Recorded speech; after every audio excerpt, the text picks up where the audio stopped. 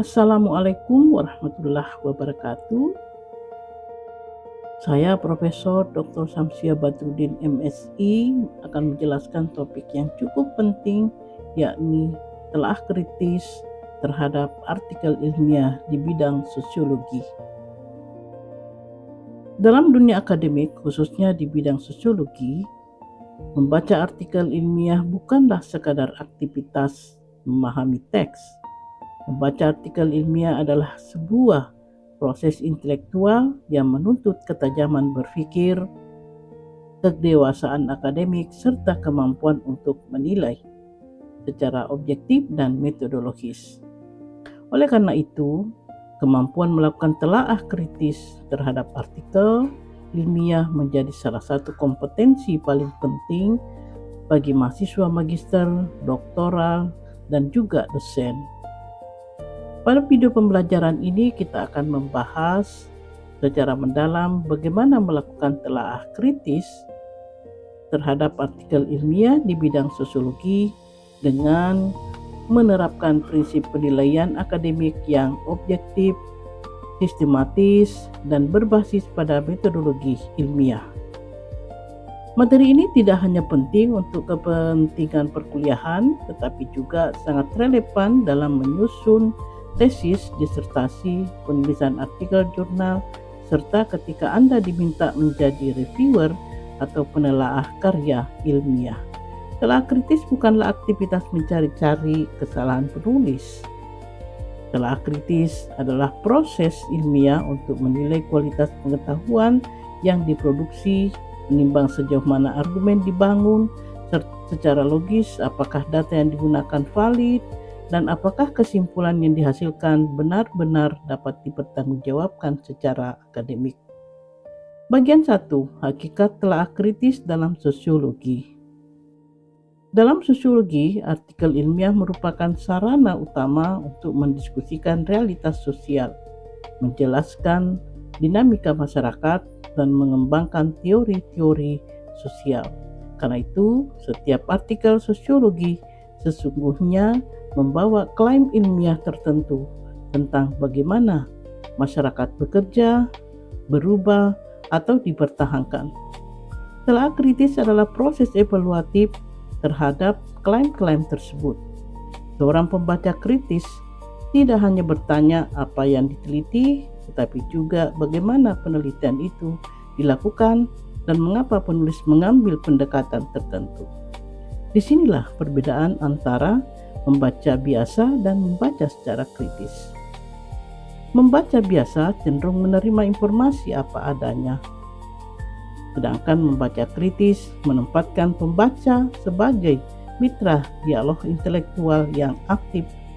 Pembaca kritis berani mempertanyakan asumsi, menguji argumen, dan menilai konsistensi logika penulis.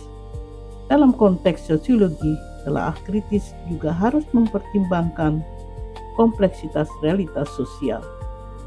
Fenomena sosial tidak pernah tunggal dan sederhana.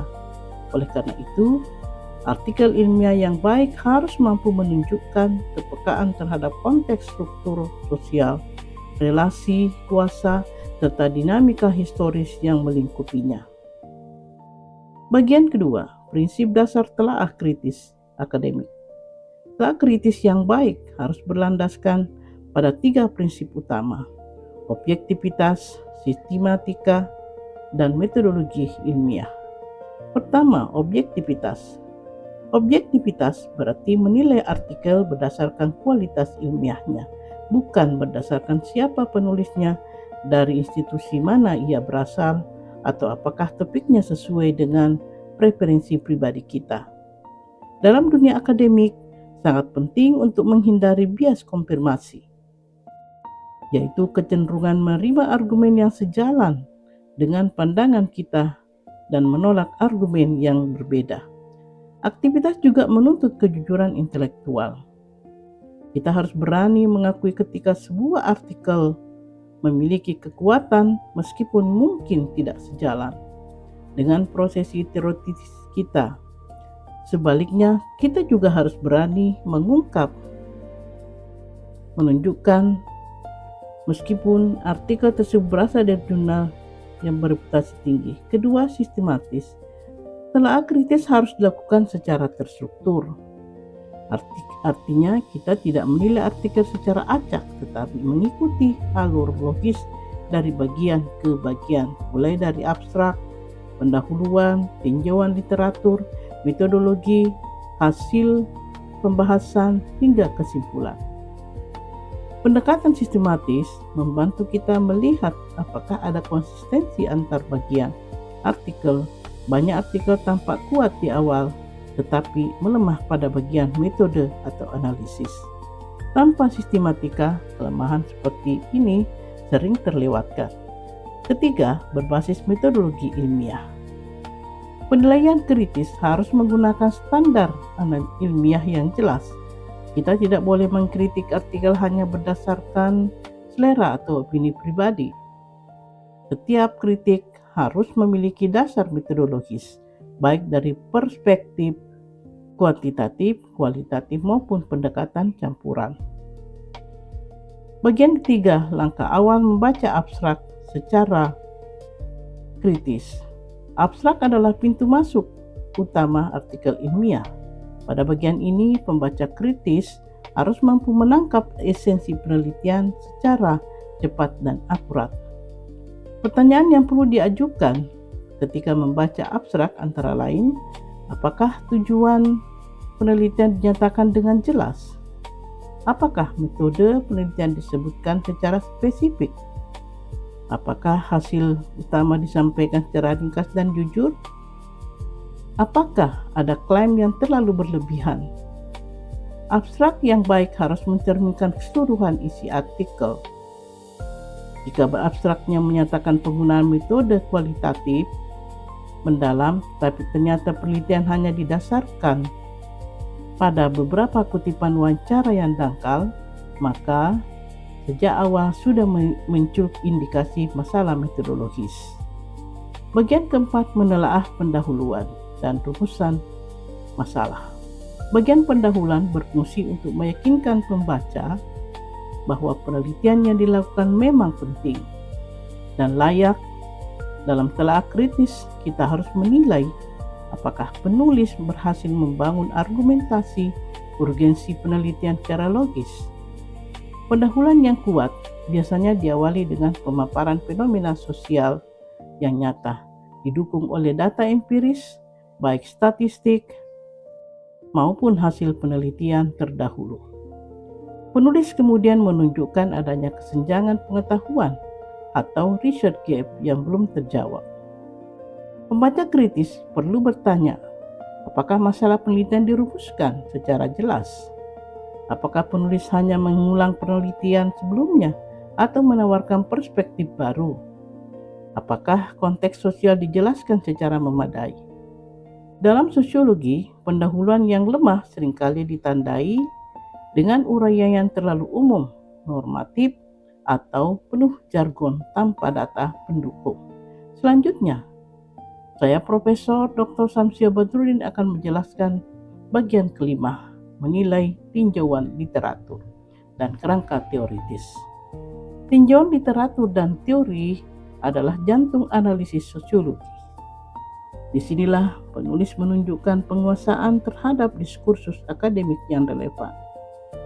Telaah kritis harus menilai apakah literatur yang digunakan mutakhir, relevan, dan mencerminkan perdebatan ilmiah yang ada. Artikel yang baik tidak hanya menyebutkan banyak referensi, tetapi mampu mengaitkan referensi tersebut secara argumentatif. Pertanyaan kunci yang perlu diajukan antara lain, apakah teori yang digunakan sesuai dengan fenomena sosial yang diteliti?